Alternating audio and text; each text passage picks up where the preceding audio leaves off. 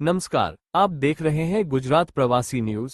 मैं हूं आपका एंकर विवेक उपाध्याय। सबसे पहले बात करते हैं गुजरात के जामनगर से, जहां हिंदू सेना की एक अहम बैठक ने संगठनात्मक स्तर पर बड़ा संदेश दिया है। जामनगर में हिंदू सेना की बड़ी बैठक संपन्न। स्थिरो भव तावदतरस्थिरो भव। कुलदीप नारायण भगवान की जय। ओम नमः पार्वती पतये हर हर महादेव हर।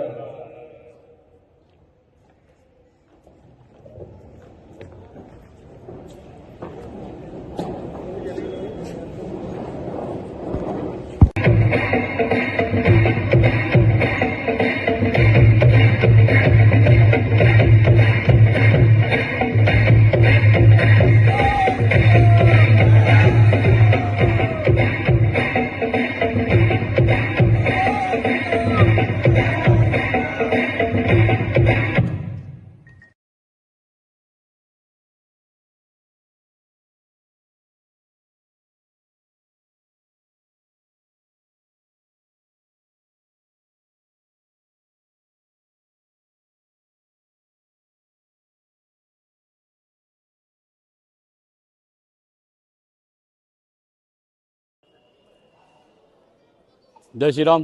प्रतीक भट्ट, हिंदू सेना गुजरात अध्यक्ष।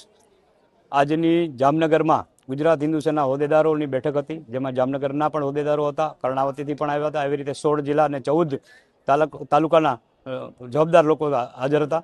લગભગ 250થી ઉપરની સંખ્યા સૈનિકોની હતી। આજની બેઠકમાં હિન્દુ સેનાની કાર્યપદ્ધતિ વિશે સમજાવેલું હતું। સાથોસાથ હિન્દુ સેના કતલખાને જતી ગાયોને બચાવ્યા પછી ક્યાં રાખવી એવા અનેક સવાલો ઊભા થતા। ત્યારે હિન્દુ સેના એક નવું આજથી શરૂઆત કરેલી છે, જેમની વ્યવસ્થા હિન્દુ સેના સંભાળશે અને મહાકાલ ગૌરક્ષા સંસ્થાના નામથી એ કાર્ય કરશે। સાથોસાથ ગુજરાત સિવાયની વધુ જવાબદારી રાષ્ટ્રીય ઉપાધ્યક્ષ તરીકે મળતા એક આખા રાષ્ટ્ર લેવલે એક જાહેરાત કરવામાં આવે છે કે ભૂતકાળમાં અગાઉ જે અમે બે અને અમારા બેની જે પરંપરા હતી એ તોડી હિન્દુ સેના આજથી અમે બે અને અમારા ચારની પરંપરાને આગળ વધારશે।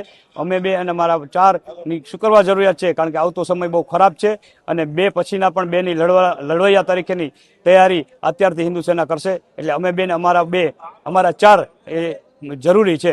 આજે રાષ્ટ્રીય ઉપાધ્યક્ષ તરીકે, રાષ્ટ્રીય અધ્યક્ષ તરીકે વિષ્ણુજી ગુપ્તાએ લાઈવ સંબોધન કર્યું, સાથોસાથ રાષ્ટ્રીય ઉપાધ્યક્ષ તરીકેની જાહેરાત કરી। અને મારી બાજુમાં છે વિનયજી શર્મા, જેમને રાષ્ટ્રીય કારોબારીમાં સામેલ કરેલ છે।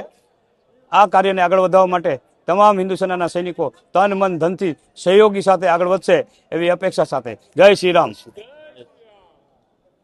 कार्यक्रम का संचालन विधिवत किया गया और अंत में आभार व्यक्त कर बैठक का समापन हुआ। फिलहाल इस खबर पर नजर बनी हुई है। हर अपडेट के लिए जुड़े रहिए गुजरात प्रवासी न्यूज के साथ।